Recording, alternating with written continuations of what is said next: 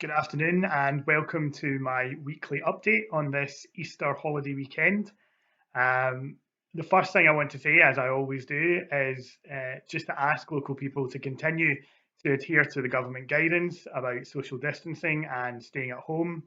I know it's going to be really tough this weekend, the holiday weekend, when we would be used to going out with our families, seeing our families, celebrating with our families. But this year we have to stay at home and ensure that if we are going to communicate with folks, we do that in a digital way. Please don't go to the park for a day out. Please don't go for long mountain bike activities or partake in your hobbies.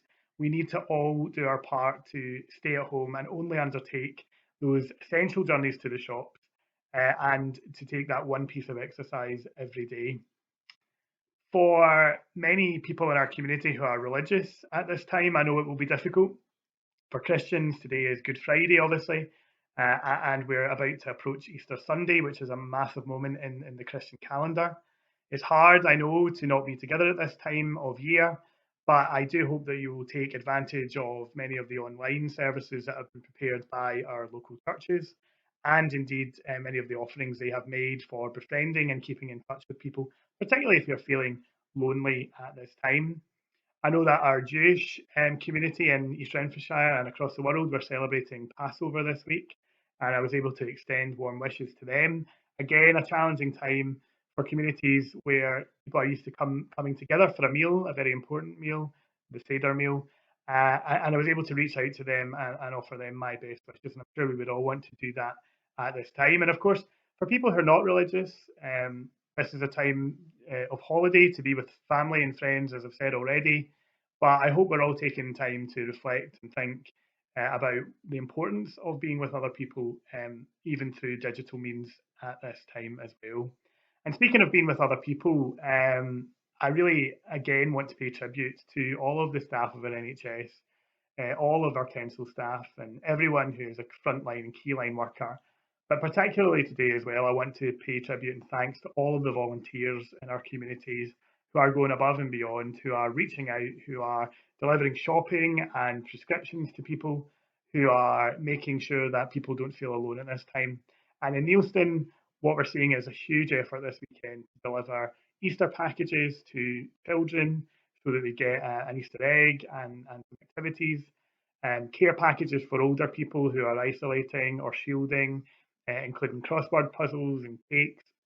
And that's all been done under the auspices of Neilston War Memorial Association. I'm really proud to be the chair of that association.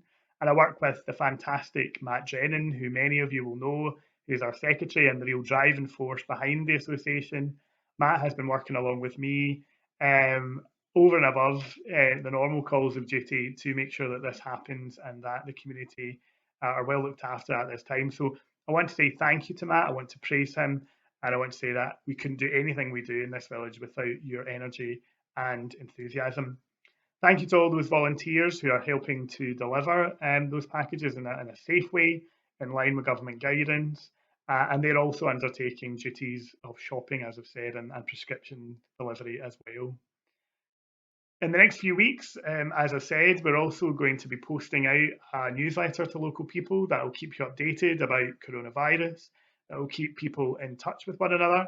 It's got some great stories from around the village, some information from local groups about what's happening in the community, and some handy tips on exercising and gardening and all the things that you can do with all this time that we have spent in our homes and our gardens. So please look out for that. It's got contact details on it as well if you need anything, any support or advice at this time.